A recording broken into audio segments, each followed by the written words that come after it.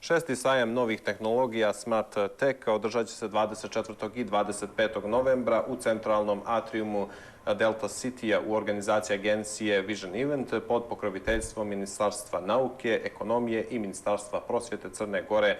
Sajam će najaviti Ivona Dabetić-Jovović. Dobro jutro, dobrodošli. Dobro jutro, bolje vas našla. Hvala za poziv. I sa nama je Kristina Radulović. Dobro jutro i vama. Dobro jutro. Evo Ivona, dakle, šesto izdanje 24. i 25. u Delta City. Jeste, dakle, šesti Smart Tech, odnosno 7 novih tehnologija, kao što ste rekli, ovog vikenda, 24. i 25. novembra, desit će se u centralnom atriumu tržnog centra Delta City. Podršku su nam, kao što ste rekli, dali Ministarstvo prosvjete, Ministarstvo nauke i Ministarstvo ekonomije. Ono što je značajno pomenuti, naravno, na samom početku jeste da će nam se na sajmu predstaviti MTEL Digitalna fabrika, zatim Comtrade Distribution, Telemach, Stratus, Mašinski fakultet Univerziteta Crna Gora, Defoto Trade, Kimtech Crna Gora, kompanija 2BI. Zatim tu je, zanimljivo je naravno pomenuti da će se tu naći Montebot tim osnovne škole Pavle Rovinjski, kao i Centar za razvoj tehnike Politehnika, i oni će predstaviti neke zanimljivosti u smislu robotike, dakle razne neke robote koje će djeci biti prezanimljivo da vide i da oprobaju. Ono što je možda nama ovako posebno značajno jeste što smo i ove godine ostvarili saradnju sa akademskom zajednicom u Crnoj Gori, odnosno u saradnji sa Univerzitetom Donja Gorica. Kreirali smo konkurs idejna rješenja njihovih studenata na temu savremene tehnologije za održivi razvoj. I u principu konkurs će podržati ideje sa najvećim potencijalom socioekonomskog razvoja, uticaja na održivi razvoj, s nekim posebnim akcentom na zaštitu životne sredine, a koji se baziraju na savremenim tehnologijama. I oba dana sajma će ta neka najinteresantnija rješenja, odnosno rješenja koji iđu u najuži izbor, naći će se na samom događaju i u subotu ćemo imati zvanično proglašenje pobjednika konkursa, a ono što nam je posebno drago jeste što je nagradu za dobitnika konkursa u vidu odlaska na prestižnu IT konferenciju obezbijedilo Ministarstvo prosvjete Crne Gore. Evo, rekli ste ko su dakle učesnici, je li ove godine povećan broj učesnika? Pa u principu jeste. To je, da kažem, mi smo ograničeni, da kažem, prostorom. Naravno, iz godine u godinu je to tržni centar Delta City kao neka lokacija, da kažem, koja nam omogućava najveći promet ljudi, odnosno da najveći broj posjetilaca u stvari posjeti i vidi šta su to najnovije tehnološka dostignuća. I u tom smislu je to neki, da kažem, broj od 15-ak renomiranih firmi i institucija koji uzimaju učešće na sajmu. Ove godine nam je posebno značajno i važno što je tu MTEL. Dakle, oni se predstavljaju sa MTEL Digitalnom fabrikom i na njihovom izložbenom prostoru posjetitelji će moći da se upoznaju sa najnovijim 3D štampačima, robotikom, programiranjem i raznim nekim drugim projektima u organizaciji MTEL Digitalne fabrike. Tu nam je ove godine prvi put, to nam je posebna čast Telemach.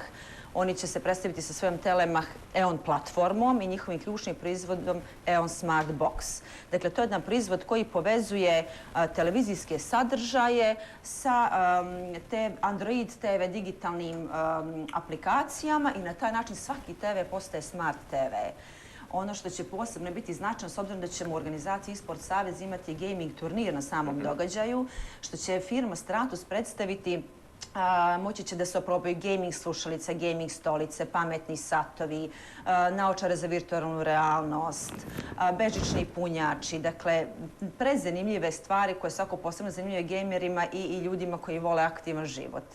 I ono što bih ja još dodala jeste da već 6. godinu za redom nam je tu Defoto Trade sa svojim digitalnim štampačima brendova koje zastupaju teritoriju Crne Gore, Konica Minolta, Oki i Epson. Kristina će isto govoriti dakle o izlagačima, je li tako? Ostalim, ko su? Možemo istaći kompaniju 2BI koja po prvi put učestvuje na ovom sajmu i prezentovat će usluge koje pruža iz oblasti održavanja i unapređenja IT sistema.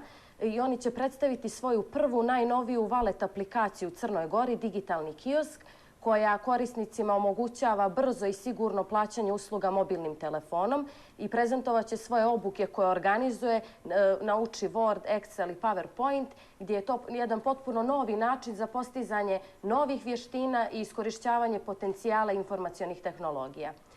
Među našim učesnicima je i kompanija Kimtech Crna Gora, koja će predstaviti jedno od najtraženijih brendova na području Crne Gore, a to su Vivax telefoni, televizori, klima uređaji i mali kućni aparati, kao i Acer laptopove i pored toga bit će izloženi dronovi visoke tehnologije sa različitim funkcijama i performansama sa kojima će posjetioci moći da se upoznaju na njihovom štandu.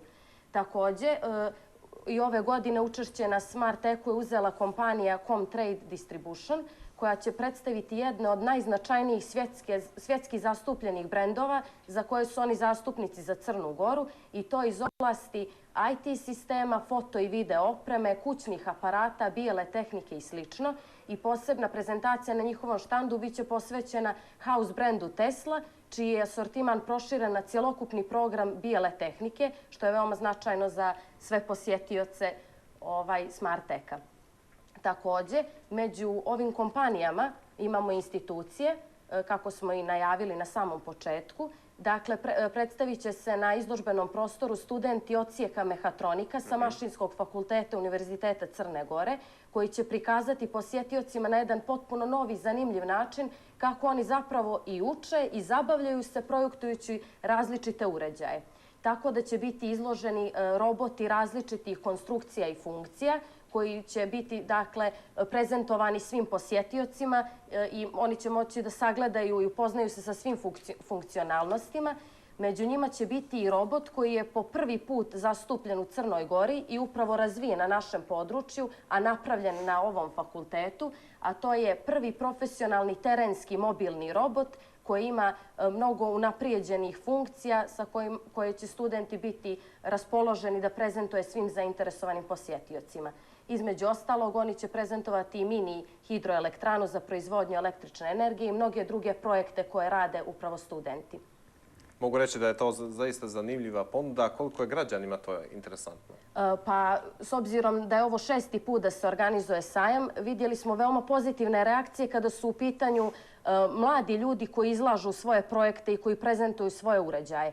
Na primjer, posebno zadovoljstvo imamo što ćemo ove godine na sajmu, i to u subotu 24. novembra, ugostiti Crnogorski savez za tehničku kulturu Politehnika i tu se nalaze najmlađi inženjeri elektronike i računara, kao i najmlađi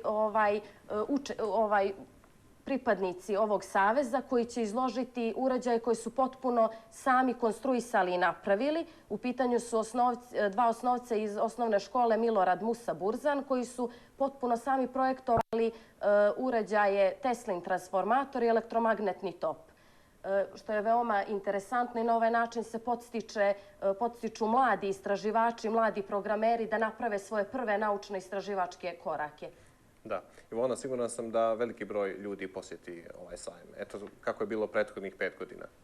Pa jeste, uvijek se, da kažem, taj broj posjetilaca značajno poveća kada je Smart Ecu u pitanju, pa možemo reći da se skoro i duplira.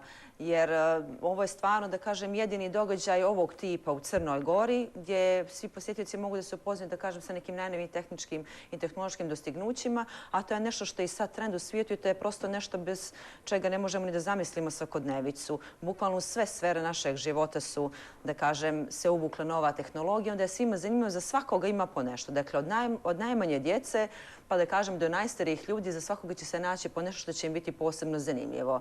A da kažem, neki dodatan akcent na tome daje i gaming turnir, to je nešto što je naravno posebno popularno i onda, da kažem, u značajnoj mjeri imamo posjećenost tih mladih ljudi, srednjoškolaca, koji su, da kažem, posebno zainteresovani za gaming. A imaju li kakve sugestije možda za unapređenje ponude?